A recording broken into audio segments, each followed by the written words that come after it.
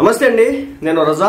Janasena party ఆవిర్భావ సభ, దీనికోసం Janasena party కార్యకర్తలంతా ఎప్పటి నుంచి ఎదురు చూస్తున్నారు. ఎందుకంటే గెలిచిన తర్వాత చేసుకుంటున్నటువంటి సభ కావడంతో దీని మీద ఊహాగానాలు, ఎక్స్పెక్టేషన్స్ నెక్స్ట్ లెవెల్ అయితే ఉండడం జరిగింది. అయితే ఈ జనసేన పార్టీ ఆవిర్భావం సంబంధించి పూర్తి స్థాయిలో అక్కడ పనులు అయితే పూర్తయినట్టుగా తెలిసింది. సో అదేవిధంగా దీనికి సంబంధించి పూర్తి స్థాయిలో జనసేన పార్టీ కార్యకర్తలు కూడా చాలా ఉత్సాహంగా ఉన్నారు. అదేవిధంగా జనసేన పార్టీకి సంబంధించి శతాగ్ని కావచ్చు, అదేవిధంగా ఏదైతే Janasena party official social media handles ఉన్నాయో వీటి దగ్గర నుంచి సాంగ్స్ కావచ్చు, మిగిలిన ఏదైతే పోస్టర్లు ఉంటాయో అవన్నీ కూడా ఎప్పటికప్పుడు రిలీజ్ చేయడం జరుగుతూ ఉందన్నమాట.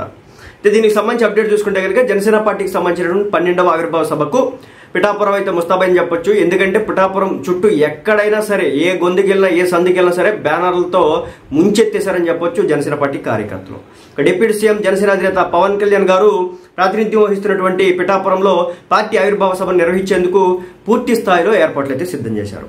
జనసేన పార్టీ 12వ ఆవిర్భావ దినోత్సవ జయకేతన సభకు కూడా పిఠాపురం వేదికైనట్టు నాదెండ్ల మనోహర్ గారు అయితే ఇచ్చేశారనమాట, క్లారిటీ ఇచ్చేసినారు.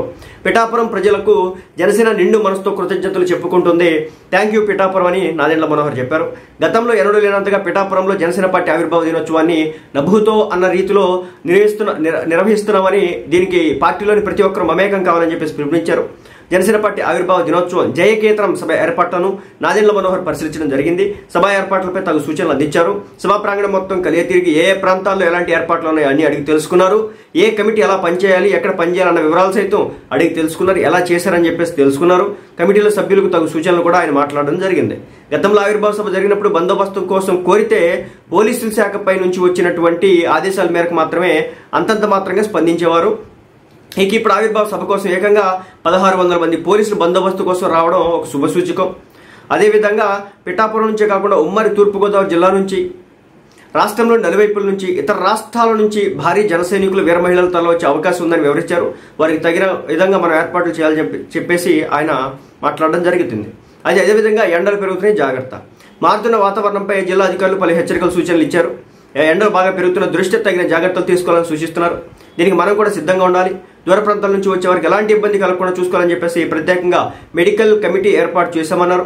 మెడికల్ సిబ్బంది కూడా సభాస్థలంలో సిద్ధంగా ఉండాలని మొత్తం 12 అంబులెన్స్లను సిద్ధం చేసినట్టు చెప్పుకొచ్చారు.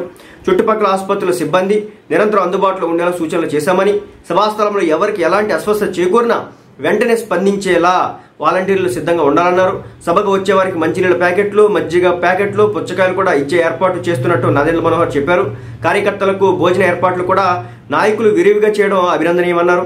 సభకు వచ్చే వారికి ప్రత్యేకంగా పార్కింగ్ స్థలాలను కేటాయించారు. వారికి ప్రత్యేకంగా గ్యాలరీలు ఉన్నాయి. మహిళలకు ప్రత్యేకంగా గ్యాలరీలు, సౌకర్యాలు కల్పించారు. అదేవిధంగా సభా ప్రాంగణంలో పార్టీ తరఫు నుంచి 75 సీసీ కెమెరాలు ఉంటాయి. ఈ విషయాన్ని నాదెండ్ల మనోహర్ గారు చెప్పడం జరిగింది. మధ్యాహ్నం 3:30 సభ ప్రారంభమవుతుంది. వివిధ రకాల సంస్కృతులను ప్రతిబింబించేలా కల్చరల్ ప్రోగ్రామ్స్, ఒకరి తర్వాత ఒకరు నాయకులు ప్రసంగాలు, మధ్యలో ప్రత్యేకంగా 9 ఆడియో వీడియో పార్టీ ప్రస్థాన కథనాలు అయితే ఉంటాయి అనమాట.